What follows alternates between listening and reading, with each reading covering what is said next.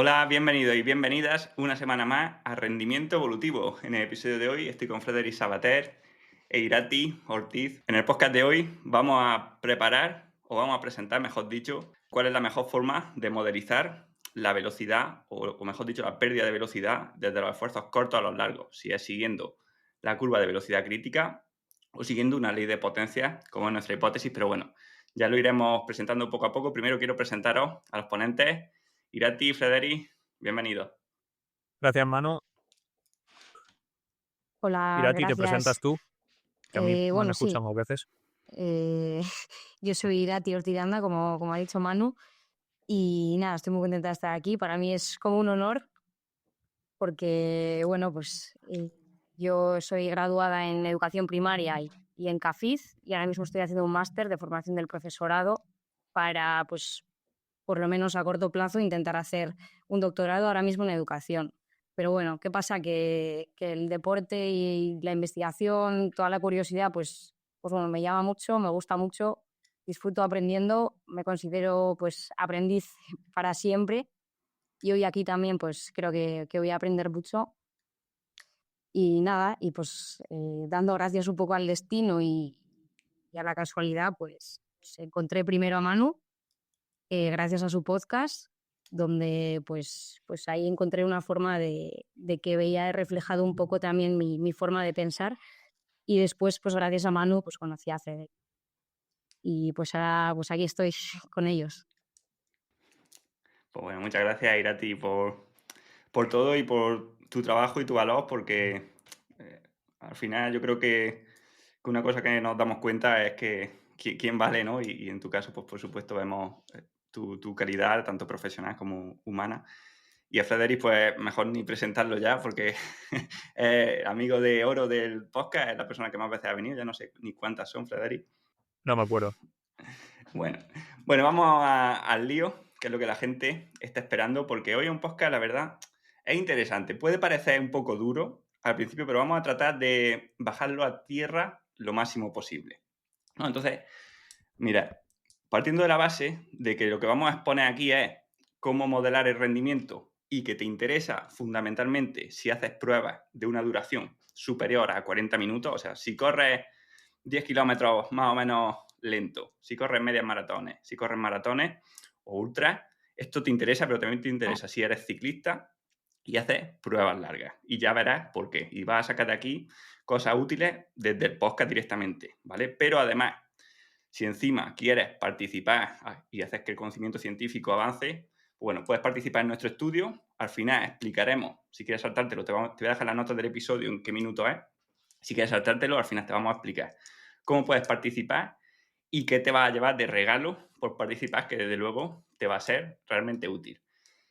Bien, dicho eso, vamos a empezar un poco por el principio, ¿no? Y es que hablando con Frederic, pues nos dábamos cuenta de cómo hemos llegado a este concepto de leyes de potencia, porque, bueno, entenderéis que es algo nuevo. Nadie hablaba de leyes de potencia hace 2 años, ¿no? De hecho, es algo que en el ciclismo todavía sigue sin entenderse bien, ¿no? Tenemos esta modelización de la curva de potencia o curva de velocidad, que viene a ser lo mismo, siempre en base a esta curva hiperbólica, pero esta idea de que pueda ser una ley proporcional, pues no estaba clara, ¿no? Y bueno, hablaba con Frederic antes que no recordamos bien cómo fue que hemos llegado hasta aquí, pero sí que, bueno, estuvimos hablando, ¿no? Desde la primera vez que ya nos conocimos, estuvimos hablando y cuando estaba escribiendo La naturaleza del entrenamiento, pues no sé si fuiste tú a mí o yo a ti, ¿no? Pero empezamos a hablar de este concepto y yo estaba como loco buscando leyes de potencias por todos sitios, ¿no?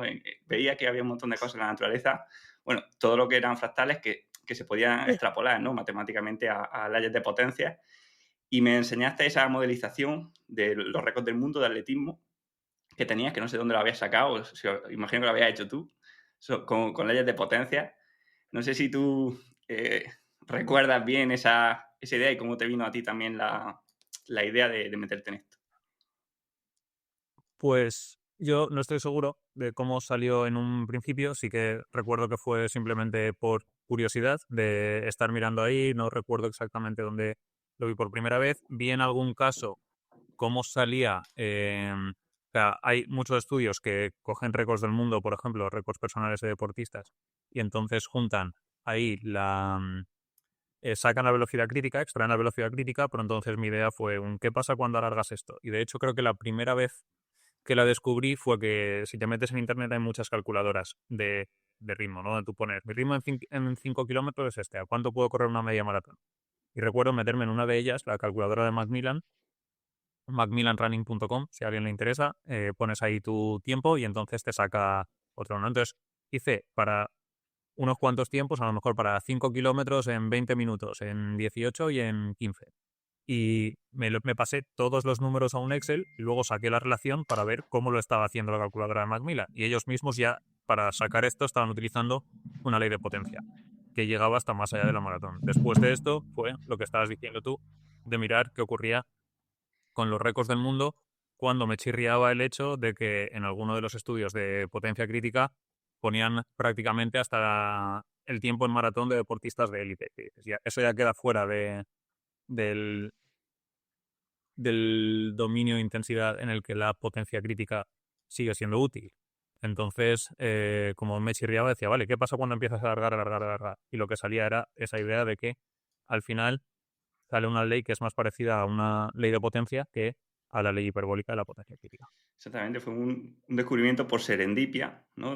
Azaroso. Pues luego ya empezamos a investigar y sí que había publicado hilos de García Manso, Passfield también tenía un artículo, ¿no? Pero llegamos casi también por una mezcla de azar, ¿no? De descubrimiento y también de ver que lo que había, pues un poco de dudar, porque al final, ¿sabes lo que pasa? Que tú intuitivamente, joder, yo he entrenado mucho, ¿no? Y tú, ¿no? Y tanta gente con potenciómetro, por ejemplo, y tú dices, ostras, voy un 5% por debajo de mi FTP, o mi potencia crítica, un 10%, y hostia, me estoy cansando, ¿eh? Esto no lo puedo aguantar para siempre. Tú te vas dando cuenta, lo que pasa es que lo lees tanto, cuando te imbuyes mucho en la teoría, y sobre todo si la teoría viene antes que la práctica, que te lo crees. Te pasa como el entrenamiento en ayunas, ¿sabes? Yo la primera vez que salí en ayunas, o sea, pero salí en ayunas normal, ¿eh? Solamente que un día que no había desayunado, pues pensaba que me iba a marear, que me iba a caer en la cuneta desmayado, ¿sabes? Y luego te das cuenta de que no, que puedes hacer un montón de trabajo en ayunas, pero tu mente te bloquea porque crees que te va a pasar, porque lo has leído mucho que te va a pasar, ¿no? Sobre todo hace 10 años que salir en ayunas era pecado mortal, ¿no? Ahora ya hay más información en ese aspecto y con esto creo que es lo mismo. Mucha gente es que no se lo plantea. Dice, no, tengo el FTP y por debajo del FTP recupero, por encima me canso y es como que nunca dudan del modelo porque se supone que gente más lista pues lo ha hecho, ¿no? Sí, tal cual. Yo, Yo creo que por, eso pasa a bueno, veces. ahora Dale, digo. dale, ir a ti. Por añadir una cosa, yo recuerdo cuando estaba estudiando y todavía no había conocido, bueno, no os había conocido, pues yo recuerdo que también dudaba un poco porque veía, siempre nos hablaban de ese famoso segundo umbral y pasaba que cuando tú llegabas al segundo umbral, pues parecía que el mundo se iba a acabar. O sea, a partir de ahí ya, pues iba a ser todo, pues que todo iba a cambiar de forma muy drástica, pues que teníamos que tener muy en cuenta ese segundo umbral pues a la hora de, de programar entrenamientos o pues eso, de tener cuidado porque te estabas acercando como a la zona oscura. Y bueno, pues con esto, pues ahí va. Sí, Frederick suele decir, ¿no? Que al final que eso no quiere decir que no haya algo que cambia, ¿no? Obviamente que este segundo umbral puede existir, ¿no? Como tú dices, lo que pasa es que, no sé cómo lo ves tú, pero lo que sí nos dice que existe una ley de potencia, es que por lo menos que hay que reinterpretarlo, ¿no? O sea, todas estas ideas o estas métricas de W', ¿no? Y FTP, perdón, W' y potencia crítica, FRC, FTP, de prima, critical speed, ¿no?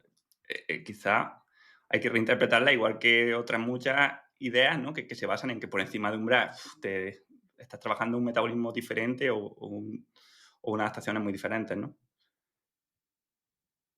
Sí, y Sí, yo creo que hay totalmente. que reinterpretarlas pensando que eso es, o sea, que es un modelo matemático que describe un trozo de la relación o sea, es que además lo que ocurre es que durante un trozo de la relación, cuando digo un trozo de la relación, quiero decir durante dos tiempos. Por ejemplo, entre 10 minutos y 20 minutos, una curva ahí la línea que traza la curva de potencia es muy parecida a la línea que traza la, la curva hiperbólica de la potencia crítica. Entonces, como son muy parecidas, son prácticamente rectas las dos, entonces ahí nos da ese lugar a confusión.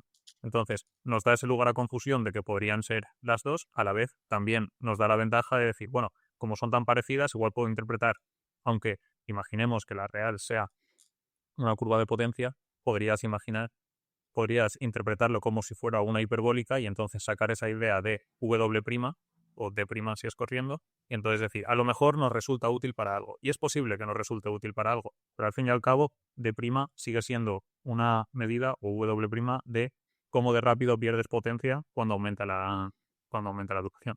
Simplemente es eso, es cómo de rápido pierdes potencia. O sea, si pasas de 5 minutos a 20 minutos, si pierdes un 20% de potencia ahí, tendrás una D' más alta o una W' más alta que si pierdes solo un 5% de potencia. Entonces, te está dando esa medida. Es un poco una medida de cuánto aceleras cuando se acorta la distancia o cómo de más lento vas cuando se alarga la distancia o la duración. Claro, el tema es que puede haber unas duraciones donde ambas, pues más o menos, ambos modelajes sirvan de forma equivalente, ¿no? Que sería a lo mejor entre 2 minutos y 20 minutos aproximadamente, ¿no? Pero claro, es como si tú ves una línea curva de muy, muy, muy cerca, te puedes modelarla también con una línea recta. O sea, si la costa, por ejemplo, la costa española, pues es un fractal y está llena de salientes. Pero si te vas justo a un sitio, a una zona y pones una regla de 1 metro, pues esa regla modela muy bien la costa, ¿no? Entonces, claro, el problema es que estábamos midiendo algo muy estrecho, entonces nos servían ambas. Pero es importante, ¿no?, tener el modelo que mejor describa toda la relación potencia-velocidad, ¿no? O, perdón, potencia-duración o duración-velocidad. Y por eso sí que parece que la curva de potencia, ¿no?, por lo que nos sirve, al contrario que la curva de potencia crítica, es para esfuerzos o largos ya, ¿no?, mayores de 20, 40 minutos aproximadamente. Bueno, fundamentalmente para eso, porque para los cortos quizás parece que no es lo mejor, por lo menos lo que se ve, es que sí que entre 3 y 4 minutos suele haber un cambio dependiente en la ley de potencias, ¿no? O sea, a ver, aunque es una ley de potencias autosimilar, no, perdón, autosemejante, no autosimilar, o sea, quiere decir que no es exacta la proporción, porque también el rendimiento no es exacto. O sea, tú de un día a otro, no, aunque hagas 2 test de 20 minutos exactos, tu rendimiento nunca es igual, porque hay muchas cosas que afectan: motivación, nutrición, altura. Entonces siempre va variando. Cuando tú sacas una curva, ¿vale?, ya sea la curva de ley de potencia o la curva de potencia crítica, pues al final, como solamente estás cogiendo los datos buenos, pues tiene fluctuaciones, porque hay días que son un poco mejores y días que son un poco peores, ¿no? Y bueno, eso hace que no sea una proporción perfecta, pero más o menos sí que el exponente se mantiene hasta los 3-4 minutos, ¿no?, que es donde se han visto, pues, por estudios de García Manso, también de Drake, que parece que la pendiente aumenta. O sea, que a partir de ahí es como habría una especie de cambio, quizás debido a la capacidad o a la reserva anaeróbica, donde ahí sí que parece que podemos dar más potencia de la que hemos podido dar hasta ahora, ¿no? Quizás por eso, ¿no?, por ese trabajo anaeróbico. Sí, exacto. Entonces ese sería un punto en el que se ve que hay un cambio fisiológico, hay algo que se añade ahí y que ese algo, simplemente algo significa. Algo ocurre, estoy acordándome ahora no recuerdo quién era un entrenador inglés, Jacob Tipper, si no me equivoco, que llamaba a los dos umbrales el algo pasa uno y algo pasa dos, ¿no? Pues que dice, ¿es un umbral de lactato, es un umbral metabólico? No lo sé, pero algo pasa uno y algo pasa dos. Aquí pasa algo que de repente algo pasa, ¿no? Pues a mí es una idea que me gusta mucho, porque entonces no te metes en fisiología ni cosas extrañas, pues eso sería a lo mejor algo pasa tres, pasa algo que hace que cambie la relación. Claro.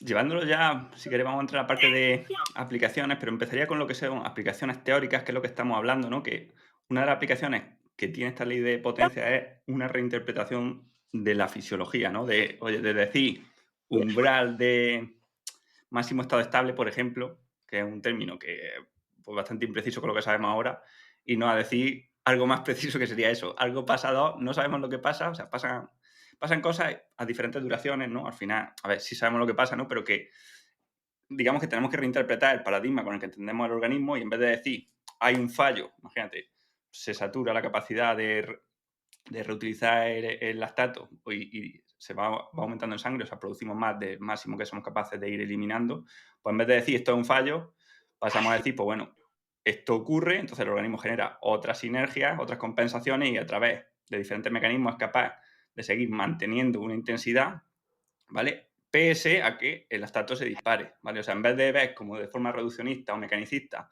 esta estructura fisiológica en concreto, ¿vale? Ya sea el lactato, ya sea el umbral ventilatorio, por gas, o el que queramos, en vez de que decir, esto ha fallado, ya entramos en barrena, decir, oye, esto sí ha fallado, pero mira, el comportamiento del conjunto, que al final es lo que estamos midiendo, o sea, el rendimiento, no está bajando significativamente más rápido debido a ello, ¿no? Por otras sinergias y compensaciones. Eso me parece que sería interesante y es algo que no se está... no me parece que sea la forma en la que se está interpretando ahora mismo el umbral. Sí, yo creo que hay muchas veces que el umbral se interpreta desde esa idea de lo que estaba diciendo Irati al principio, ¿no? De que hasta este momento, yo lo escucho a veces con corredores de, Buah, es que estoy yendo a pulsaciones de umbral, no voy aquí, no voy a pasar, no tienes que pasar de 180, de 170, cada uno lo que diga, ¿no? Pero en esas conversaciones así normales de decir, no, no te pases de aquí, que esto es un peligro, o ese tipo de cosas que yo creo que a veces, muchas veces para el deportista popular y tiene esa connotación de que cuidado con cruzar el umbral, que es terrible cuando cruzas el umbral. Y luego no ya solo eso, sino como lo que tú has dicho, o sea, mentalmente ya que tú te lleves una idea de ese umbral o de ese pasa algo 2, pues eso también te puede afectar mucho en la forma justo cuando estás pues corriendo o en bici, tú ves que estás en ese umbral y pues, mentalmente, depende cómo lo gestiones, pues puede generar pues una respuesta que quizás podría haber sido mejor si tu pensamiento de ese momento fuese otro. Entonces, pues también en ese sentido, pues hay que tener un poquito de cuidado. Perfecto. Bueno, vamos a pasar a aplicaciones prácticas de esto, ¿no? Que, bueno, son algunas cosas que hemos ido desarrollando. Sí que voy a explicar rápido la ley de potencia otra vez, porque aunque ya lo he dicho en otro episodio del podcast, ¿no? Y el más reciente, luego lo pondré en las notas del episodio, ¿no? Pero bueno, hablaba de nuevos paradigmas de la curva de potencia o algo así en el título. Así que decís que lo que nos dice que la relación potencia-tiempo o velocidad-tiempo sea una ley de potencia, lo que nos quiere decir es que se mantiene una proporción de pérdida de potencia o de velocidad cada vez que, por ejemplo, duplicamos el tiempo, ¿vale? Entonces, por poner un ejemplo, pues digamos que si imaginaos, de 5 minutos a 10 minutos perdemos un 7% de vatios, pues también de 10 a 20, ¿vale? No a 15, de 10 a 20, otra vez cuando duplicamos perdemos otro 7% de vatios, y de 20 a 40, otro 7%, y de 40 a 80, ¿vale? A 1 hora y 20, ¿vale? Y de 1 hora y 20 a 2 horas 40, ¿vale? O sea, digamos que lo que nos dice que la ley de potencia es que las pérdidas de potencia que vamos teniendo conforme aumenta la duración son proporcionales, ¿vale? No hacen asíntota, o sea, no se quedan planas en una duración, ni tampoco se ralentizan, como dicen los modelos. De hecho, ahora veremos que en vez de ralentizarse, casi que pasa normalmente lo inverso, ¿no? Que la pérdida de potencia, cada vez que duplicamos el tiempo, por ejemplo, no solamente que se hace más baja, sino que a veces se hace más alta. Pero bueno, eso lo vamos a explicar ahora. Entonces, vamos a pasar, yo he sacado aquí 3 aplicaciones, ¿vale? Número 1, pues lógicamente es sacar una estimación de rendimiento para esfuerzos largos y también para el pacing, ¿no? Por ejemplo, esfuerzos largos, pues una maratón, ¿no? Una media maratón, una maratón, ahora mismo no se pueden modelar bien con la curva de velocidad. De hecho, lo que se suele hacer es estimaciones en base a heurísticos, ¿no? O sea, pues esto, Frederic, tú lo sabrás mejor, ¿no? Pero yo creo que te dicen, si en un 10 Sí, kilómetros haces usar esto, un porcentaje. ¿verdad? Sí, si en un 10 kilómetros haces esto, en una maratón puedes hacer, o en la media maratón, de hecho están típicos de eso, lo multiplicas por 2, o sea, del 10 kilómetros a media, lo multiplicas por 2 y le añades tantos minutos, o lo multiplicas por un tanto por cien. Entonces, eso lo que asume es que todo el mundo tiene esa misma pérdida en estos casos. Otra cosa que es así típica, sobre todo para las distancias de pista, es de cada vez que pasas a una distancia superior, le añades 10 segundos por kilómetro, ¿no? Esta es otra cosa que también yo he escuchado alguna vez, que son 10 segundos por kilómetro o 4 segundos por vuelta de 400 metros. Entonces, hay muchas veces que ahora mismo se dice eso, pues basado, si puedes correr esto en 10 kilómetros, en qué forma estás para correr una media maratón? Entonces, no sé si me meto en lo que ibas a decir tú ahora, Manu, pero lo que hace la idea de la curva de potencia es que en vez de coger solo un punto, que es 10 kilómetros que estamos diciendo aquí, es de coges tu tiempo de 5 kilómetros y tu tiempo de 10 kilómetros y dices, vale, de 5 a 10, pierdes tanta velocidad. Por tanto, siguiendo esa proporcionalidad, de 10 a maratón, perderías tanta más. Todo esto asume siempre que no vas a tener problemas. Por ejemplo, no te va a dar un golpe de calor durante la maratón, ni te van a salir ampollas y va a ser más lento, ¿no? Asume siempre que vas a estar compitiendo en la misma calidad de condiciones en la carrera de 5 kilómetros que en la de 10 que en la de maratón. Que eso es una cosa que pasa, que cuando más larga es la carrera, más fácil es tener problemas, ¿no? Que eso por supuesto. Exactamente, de hecho lo que vemos, ¿no? Era, Irati nos dirá, porque, bueno, hemos modelizado ya maratones, ¿no? Y además con bastante éxito, acercándonos muchísimo, casi clavando vamos, clavándolo, incluso el minuto, la hora y los Sí, minutos, y la gente flipa, o sea, los deportistas se han quedado alucinando cuando han visto cómo se ha estimado de bien el ritmo de maratón. Pero lo que vemos, y yo también lo he visto con ciclistas, porque al final esto aplica también en ciclismo, ¿vale? Se puede hacer perfectamente, es que cuando se falla, por ejemplo, tú estimas la potencia que puede hacer en 3 horas, ¿no? O el ritmo de una maratón. Cuando fallan, siempre fallan por abajo, o sea, pierden más potencia de la esperada incluso con la ley de potencia. Nunca o raramente se van a ir por arriba. ¿Por qué? Porque, claro, la curva, ¿no? O el modelo tiene en cuenta que todo está ideal y en las condiciones que hacen los test más cortos, ¿no? Entonces, claro, ¿qué te puede pasar en carreras largas? Pues todo lo que te pase es malo.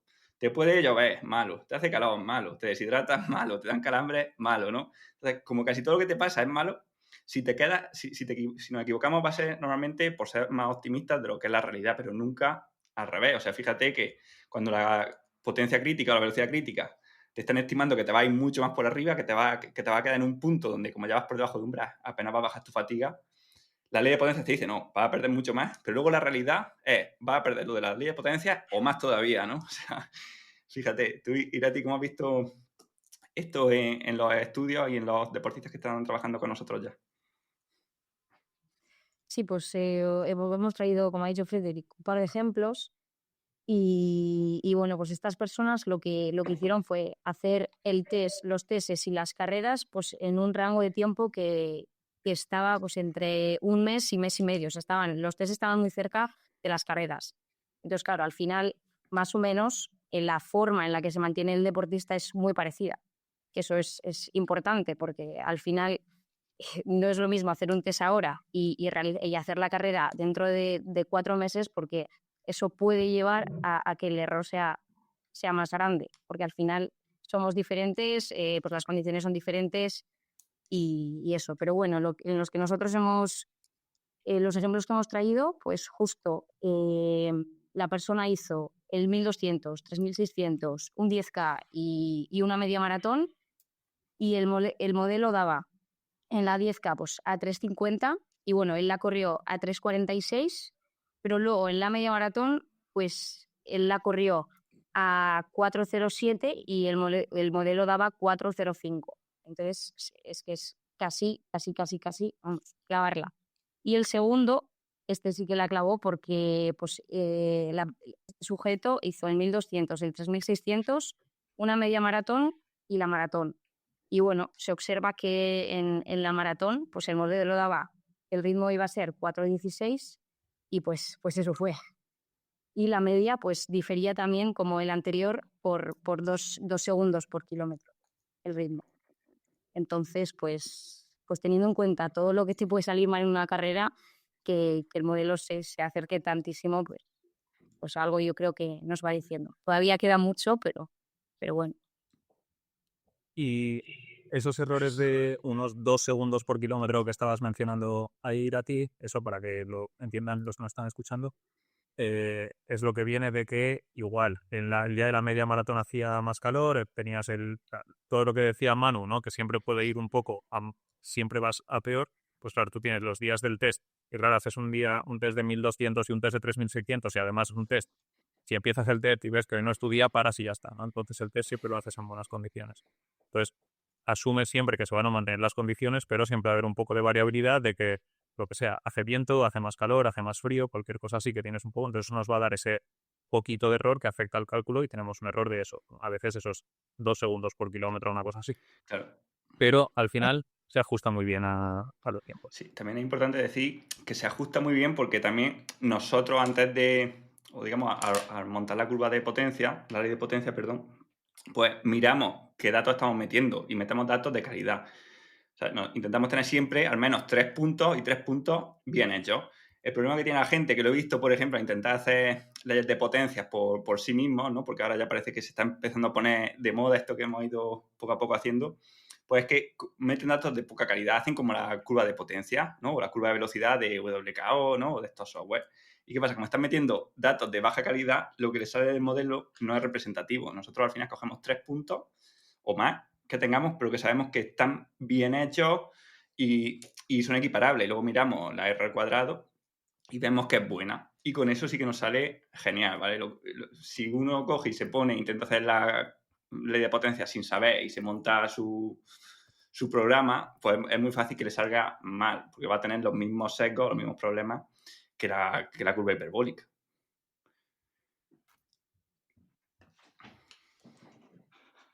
Sí, justo, y eso es que si metes datos de mala calidad, te van a salir datos de mala calidad.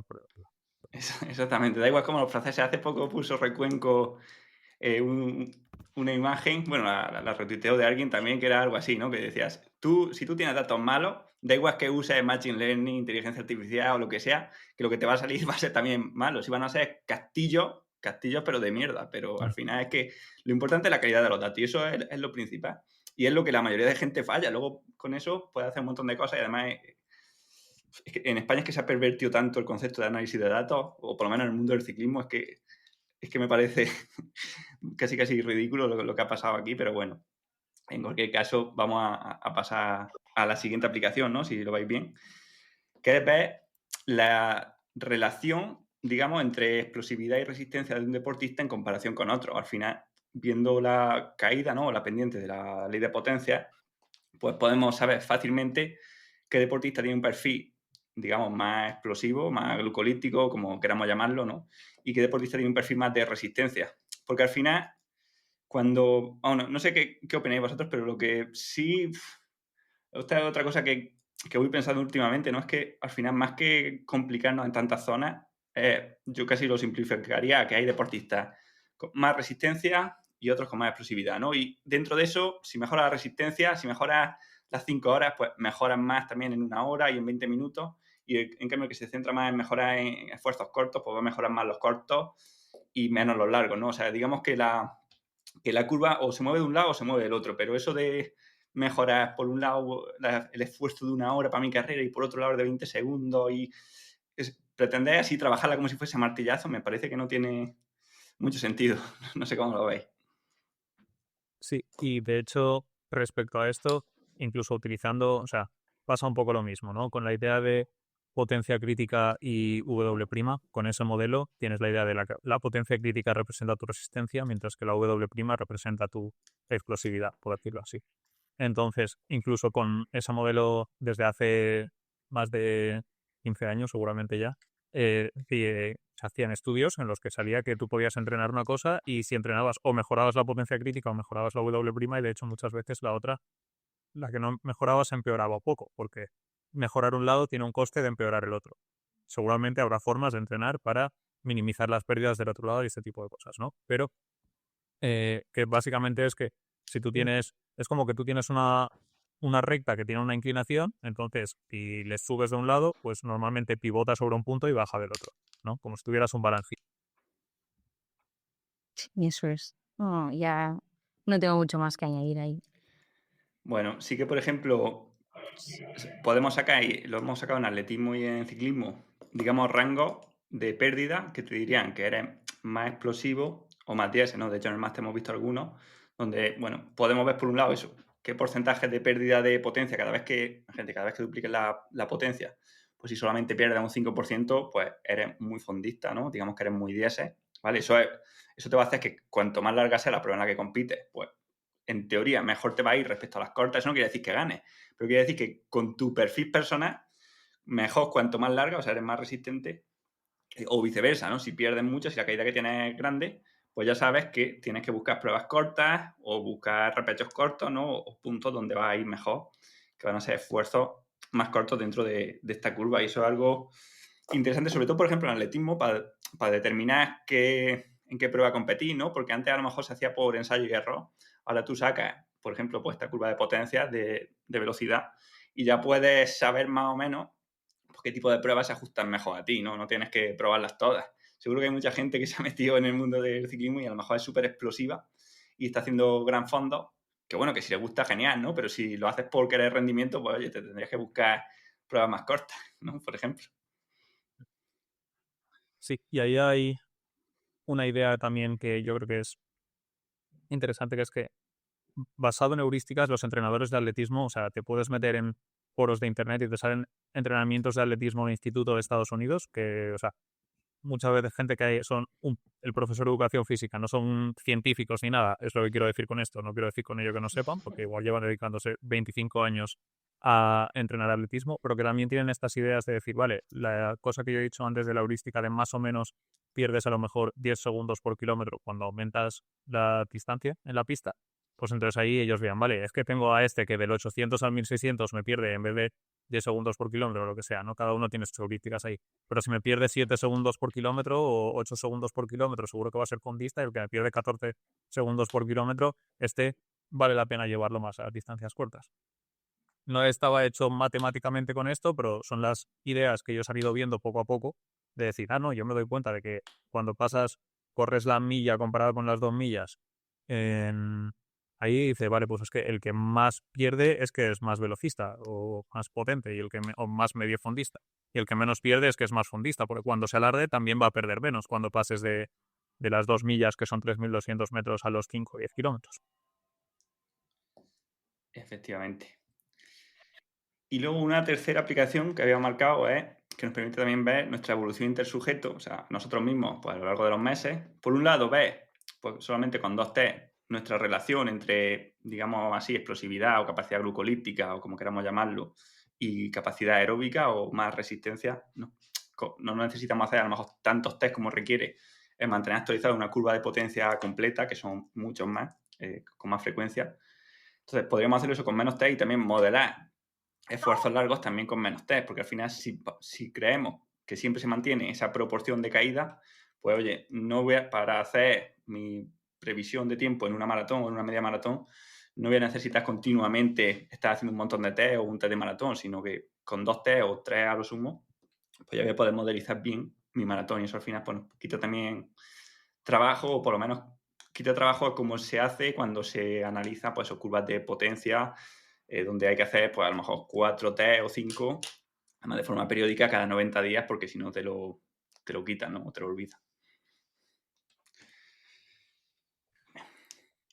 Y luego, Manu, no sé si has mencionado para un poco con implicaciones, pero bueno, ya no, igual no en el estudio, sino ya personalmente para perdón, para cada persona. No sé si lo vamos a mencionar después o no.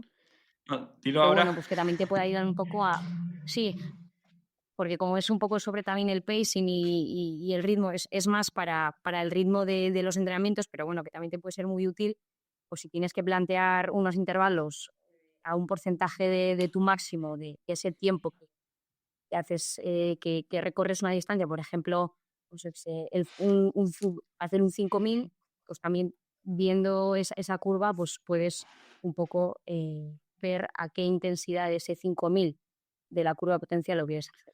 No sé si me he explicado, pero Sí, es y muy interesante. aquí esto es una cosa que es muy interesante y con la que se puede jugar, y además hay que tener en cuenta que nosotros lo que estamos haciendo aquí, la parte científica, es sacar 4 números, tenemos los 4 números e intentamos predecir. Pero en realidad cuando haces esto en la práctica, en el entrenamiento, no te quedas con solo eso. Cuando haces esto en la práctica, tú tienes tu test de 1.200 y 3.600 y a lo mejor has hecho una carrera de 5 o 10 kilómetros y dices, vale, y estoy entrenando para una media maratón. Entonces dices, me sale que mi ritmo era media maratón, por ponerlo simple, eso es a 4. Entonces, si me sale que mi ritmo de media maratón es a 4, yo esto no lo calculo la noche antes de la media maratón y le digo al corredor, tienes que seguir a 4.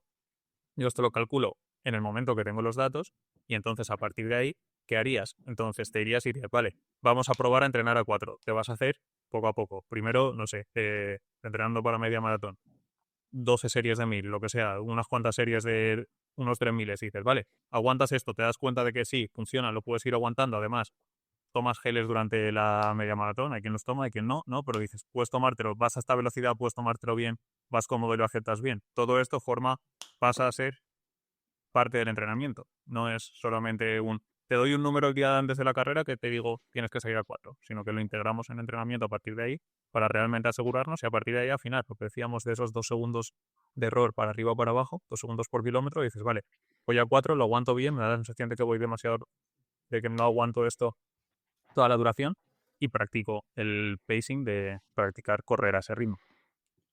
Exactamente, eso es brutal, ¿no? Porque al final vas a preparar una maratón. ¿Por qué cogemos un porcentaje de la velocidad crítica o de 10 kilómetros para entrenar ese maratón cuando podríamos ya saber directamente a qué ritmo vamos a correr?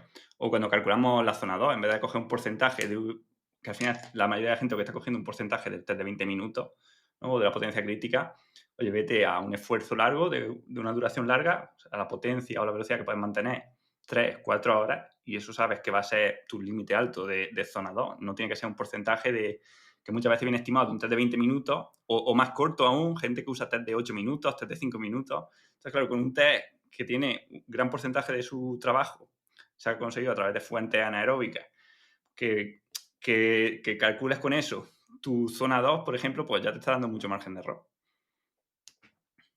Sí, y de hecho yo creo que la maratón específicamente, o sea, igual por las conversaciones que he tenido últimamente con corredores, pero lo veo como un caso muy chulo porque está la persona que ahora, pensando en la maratón de Valencia de diciembre, dentro de 11 meses prácticamente, bien. Y están, vale, yo quiero correr la maratón y me la quiero preparar y quiero correr en 3 horas 30, quiero correr en 3 horas 15, quiero correr en 3 horas. Y el punto desde el que empiezan no es yo estoy en esta forma, quiero ir a este ritmo, sino es yo quiero llegar a la forma, a estar en la forma suficiente para hacer esto. ¿Y cómo sabes tú si estás en condiciones de hacerlo o no? Pues esta idea, haciendo este tipo de test, por ejemplo, podríamos sacar o sea, cuál tiene que ser tu relación en función de lo rápido que eres y de tu resistencia, a qué ritmos tienes que ser capaz de hacer, por ejemplo, una carrera de 10 kilómetros aquí en Valencia, por ejemplo. Entonces, eso, 2 meses y medio antes hay una carrera de 15 kilómetros y digo, vale, te tiene que salir 15 kilómetros a tanto si quieres realmente ser capaz de hacer esto, porque si no, estas condiciones no las podemos cumplir. O sea, no vas a ser capaz. Tenemos que entrenarte poco a poco y iremos sabiendo cuáles son los pasos en el camino, por decirlo así, ¿no? Efectivamente. En fin, estas son algunas prácticas que se nos ocurren, seguro que hay más, pero para mí sobre todo lo importante es que es un paso adelante, un paso que cuesta porque hay que romper pues muchas teorías de muchos popes que no están tampoco dispuestos al cambio, ¿no? Porque hay mucha gente que ha trabajado en base a eso, a máximos estados estables, que tienen puestos de mucha responsabilidad y que desde luego pues muchas veces publicas contra ellos, no contra ellos, ¿no? Sino publicar cosas que vayan en contra de lo que, o que desmonten un poco lo que han publicado hasta ahora, pues puede ser un poco también problemático, pero es que es la forma en la que la ciencia avanza, ¿no? Como decía Max Planck, pues avanza de cementerio en cementerio, ¿no? O algo así, decía. Sí, De funeral en de funeral. funeral en funeral. Sí. Muy bien. Bueno, Yo espero que no tenga que morirse nadie, ¿eh? no. No, lo que pasa es que al final lo vemos, ¿no? Porque al final esto está claro que es así y las primeras veces que yo, por ejemplo, pues he divulgado esto, hemos tenido que aguantar incluso ostracismo, ¿no? O sea, que no te hagan caso o incluso alguna burla así o alguna cosa velada de no entenderlo, de gente que no sabe ni lo que es una ley de potencia, de decirte que estás haciendo una tontería, ¿no? De pensar que se te ha ido la cabeza y que poco a poco vas viendo oye, que se va integrando, que lo va haciendo más gente, luego saca el artículo de Drake y poco a poco yo creo que más gente pues se va dando cuenta de esto y irá viniendo, ¿no? Y bueno, sin más dicho eso, ¿no? Mi homilía personal o mi cruzada personal, vamos a hablar de cómo pueden participar, porque diréis, bueno, si ya tenéis datos, ¿por qué estáis haciendo este episodio buscando personas que ayuden? Bueno, necesitamos más participantes, sobre todo para que tenga significancia estadística. Y bueno, si queréis, decimos un poco lo que tienen que hacer las personas que quieran participar y luego lo que se van a llevar. Dale, Bueno, Irati, que tú eres la que estás sí. llevando el trabajo de día a día. Bueno, pues primero, todo esto también, toda esta información está publicada en la web de Manu, en la parte de artículos. Y bueno, lo que las personas que quieran participar, lo que van a tener que hacer es primero rellenar un cuestionario que tenemos ahí en la web. Después, hacer los testes de 1200 y 3600, crear una cuenta de intervals para que nosotros así podamos acceder y ver todos esos esfuerzos que se han ido acumulando, tanto anteriores, porque también nos pueden ayudar, y incluso pues los futuros que vayan a venir en cuanto a carreras y los propios tests. Y luego, pues, yo creo que no se me olvida nada. Después ya sí que tenemos unas instrucciones de cuando entras en intervals, todo lo que tienes que, bueno, los pasos que tienes que dar, pero bueno, está todo puesto ahí mediante links y ya estaría. Sí. Y para aclararlo, intervals.iq es una web de gestión de datos de entrenamiento, como podría ser Training Peaks o otras webs, donde simplemente conectas o sea, las instrucciones son para enseñarte ahí a cada una de las personas que quiera participar cómo conectar su reloj GPS, entonces subirá los datos ahí directamente y esos datos nos llegarían a nosotros para que nosotros pudiéramos Eso es. ver eso, Y, todas las competiciones que han hecho y todo. y luego, pues nosotros con eso lo que os damos o estamos dando, pues es dos tablas con diferentes modelos de zonas de entrenamiento, bueno, siempre, claro, sacados de la ley de potencias que os puedan ser útiles, y luego también pues la predicción de los diferentes esfuerzos pues, basados en vuestra ley de potencias, para que lo podáis aplicar pues, en el entrenamiento y también en las carreras. Exactamente, las zonas y la predicción de rendimiento, y que seguramente os encaje bastante bien con la realidad siempre y cuando hagan los test bien, ¿no? Al final, lo que estamos diciendo, es muy fácil colaborar. O sea, lo de interval es darle a 2 clics. Lo único que necesitamos de la persona, o sea, la carrera la ha tenido que competir o la competirá, o sea, eso no le va a suponer un esfuerzo, es hacer un test de 1200 y uno de 3600 bien hechos. Claro, si el test no es con calidad, o sea, si lo haces por hacer, pues tampoco puedes esperar magia. O sea, los resultados dependen de que tú los datos que nos des sean de calidad, lo que hemos dicho hasta ahora. Pero si la persona se ocupa de hacer esos 2 test bien, lo que va a tener de recompensa, yo creo que le merece mucho la pena. Sí, Sí, porque luego, además, dale gratitud. nada, bueno, eso, y luego pues que el día de la carrera, que al final es un día y pues te puede salir bien o te puede salir, pues haces lo que puedes. Entonces, bueno, eso también puede, pero eso. Sí, y yo lo que iba a decir es que esto es una idea que sobre todo es muy chula también porque, por ejemplo, hay muchas veces que un deportista va a un laboratorio, a un médico, se hace una prueba de esfuerzo, le sacan V2 max, le sacan tal cual, como mucho hace esto una vez al año, seguramente lo hará una vez cada 2 o 3 años para mirar que el corazón esté bien y ya está. Entonces, esto es un test que tú puedes hacer cuando tú quieras para ver cuál es tu relación esa entre el estado de forma, ¿no? Te haces tu 1200 y tu 3600, puedes hacer este en tus propias condiciones y ya tendrás ahí tu tabla de Excel con la que podrías jugar siempre en el futuro para decir, vale, en función de esto mis zonas se ajustan así. Entonces si tienes, hoy haces esto, pero dentro de un año tienes una media maratón, alrededor de la media maratón, lo que decíamos, en ese mes y medio, que además al final son 3 meses, ¿no? Porque si cuentan mes y medio antes, mes y medio después, si en ese periodo te haces tus 2 test de 1200 y 3600 metros, entonces sacas tus números, ves ahí, sobre todo si los haces antes, ¿no? Y dices, vale, la última vez me salía la predicción de media maratón a tanto, esta vez lo he vuelto a hacer y me sale la predicción de media maratón a tanto.